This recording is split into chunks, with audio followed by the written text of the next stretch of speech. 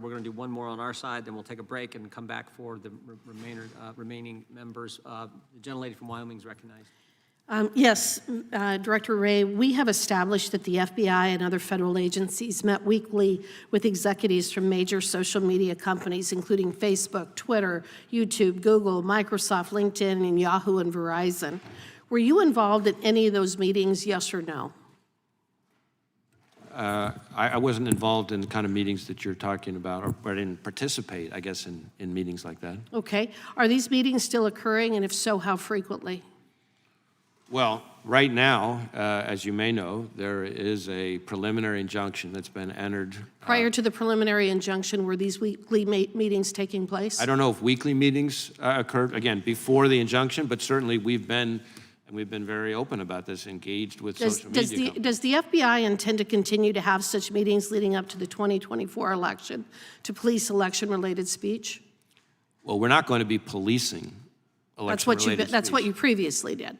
I do not agree with that description. Okay, well, here's what I would say. This committee has learned that the FBI acted to, quote, discredit leaked information about Hunter Biden before and after it was published, that, quote, Twitter's contact with the FBI was constant and pervasive, and as if it were a subsidiary, and that, quote, a surprisingly high number are requests by the FBI for Twitter to take action on election misinformation, even involving joke tweets from low follower accounts. Are you aware that that has been reported? I am aware of some of what the committee has found in its report. Okay. But I will add that I'm not sure I agree with the findings. But that's what we found. Director Wray, you and I both know that the federal government is forbidden from doing indirectly what it cannot do directly. In other words, neither you nor the FBI have any legal authority to circumvent the First Amendment by using a surrogate to do your dirty work. Yet that is exactly what you have been doing. The Bureau, under your watch, has been using proxies to violate the First Amendment. Were you the person who gave the orders to use these social media companies to violate violate Americans' First Amendment rights?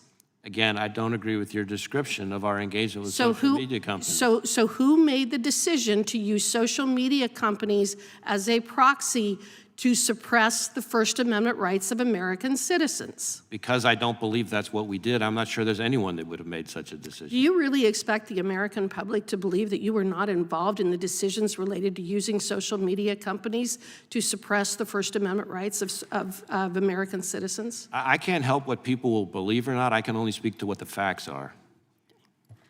Was anyone ever fired or otherwise reprimanded for pursuing mass censorship? In other words, has anybody been held accountable for taking the actions that were described in the decision by the district court out of Louisiana? Well, the district court's decision just came out on July 4th. Has anybody been reprimanded or held accountable and at the moment, we have issued guidance to everyone in the organization who could be affected as to how to follow that. Has anyone been reprimanded? I'm not going to speak to personnel matters because we have not made any such determination at this stage.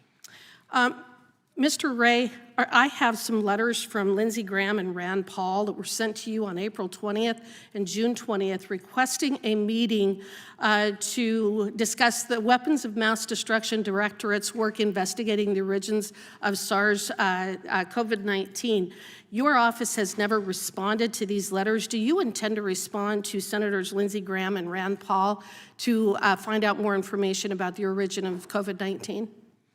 Well, we try hard to respond to all correspondence we get from the Hill. We get a lot. So I assume you'll be responding to my this. intention is that we would have an appropriate response. Sometimes our responses, by longstanding procedure, our responses have to go through the department before they go out, so it could be that it's held up there, but I don't know that that's... I don't know if that's the case in these particular ones. Senators Graham and Paul should be receiving a response from your office pretty soon. Some kind of response. As you may know, we were the only agency in the intelligence community until more recently when the Department of Energy did as well to reach the assessment that in our folks' view, we thought it was more likely to be a lab leak. Okay.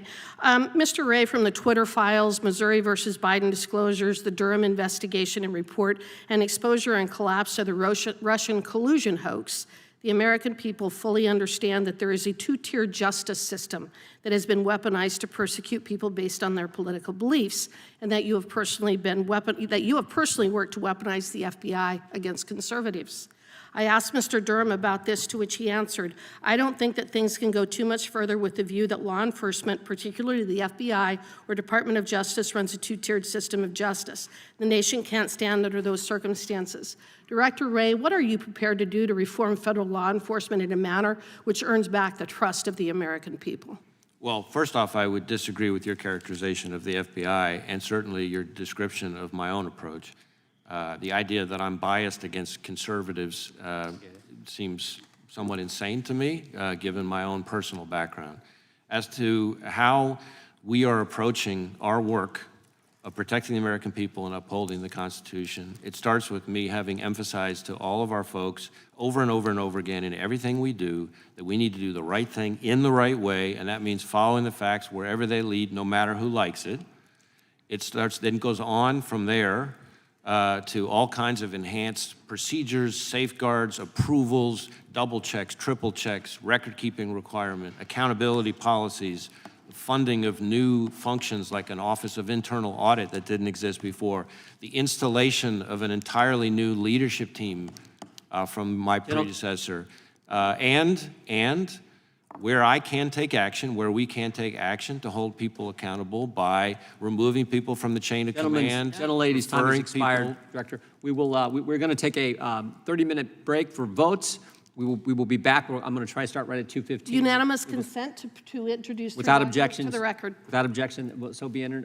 We'll start with Ms. Bush and then Mr. Bishop on our side when we return. We'll